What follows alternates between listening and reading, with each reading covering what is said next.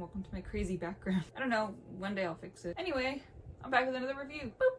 This is Born Free, book 5 of Blood Rose Nights.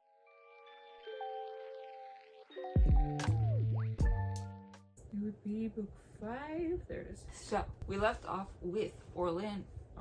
Roman's brother Orlando showing up. He is a royal, and Roman is the rightful heir to one of the houses in Spain, I think. Anyway, long story short, he is here to, it seems, to reconcile with his brother, but also he's a younger sibling, and someone had killed Roman, whose name is actually Andreas. Anyway, Orlando can't find out about how they're running the city, how it's not house ran, it's ran by a council, by the Night Council, all the while scrutinizing Juliet and making comments at her that are like, really, dude? Really? They can't tell if he's there to hurt Roman, to scope out the area, or if he's actually there for what he says and wants to reconcile with his brother. It's all up in the air. They're running around trying to make sure that they're hiding from Orlando and his dudes, and then Orlando actually figures it out and demands to give it back to the House of Alloway, who we know from Garden of Thorns and House of Royals are terrible people, vampires,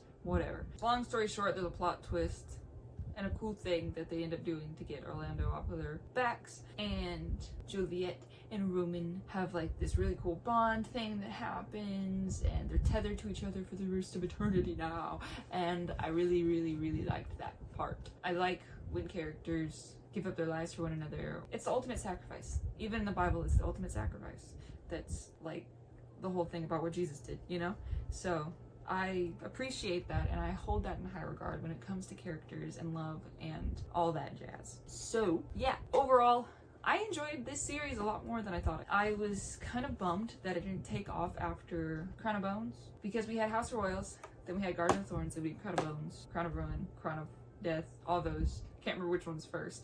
We had those, and then Bloody Rose Nights is like before. I want to say it's before because I think it's before Olivia joins House of Royals. So I was kind of bummed at first. I was like, what do you mean it's not a continuation? But I enjoyed it a lot more than I thought. I really liked Juliet's character a lot. She was really different from the other girls in the series. I was trying to decide if I liked her or Olivia better, because I don't know. It's been a while since I've read House of Royals.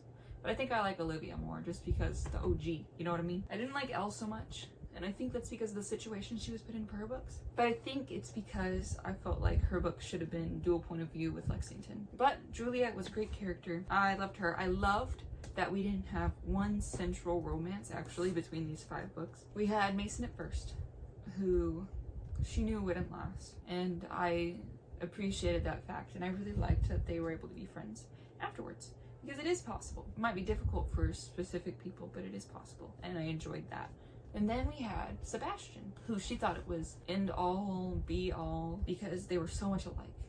But they were too much alike. And one of them had fallen off the deep end with protection. Sebastian could have been great for her if only there weren't those red flags there, and if only he wasn't so possessive. Some girls like that, which to the extent he went to, I feel like it's really too much. But I appreciate it because it does show, specifically for the girls that do like that thing, it shows where the limit is, and it shows you should have a limit when it comes to those people, those kinds of people, and you shouldn't be pushed around like that. You should be your own person, and you shouldn't have to have someone like that in your life if you're whatever. And then we have Roman, who harbored all her secrets and accepted her for who she is, not who she could be, not who she was, not how much alike they were.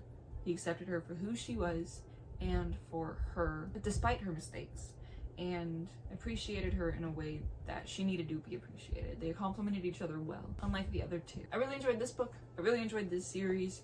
I loved the ending. It was heartwarming, and I just loved it. I loved that ending. That was so cool. If you're interested in it, go check it out. The link is in the description, and so is the description. And yeah, thanks for watching. And if you've sat through all of my Descendants Universe, through all my Descendants Universe books that I've read, thank you so much. I do hope you've enjoyed them. I hope you checked them out at least once. Keary Taylor is definitely worth reading. I love her characters. I love her romantic relationships. And yeah, I want to reread her Branded series because that's what first started me off on that. That is what kicked me off in knowing I could self-publish, and here I am 66 books deep, and I am not showing any signs of stopping soon. So it's worth it, and I love her books, and I hope you do too. Go check them out, and I'll see you in the next one.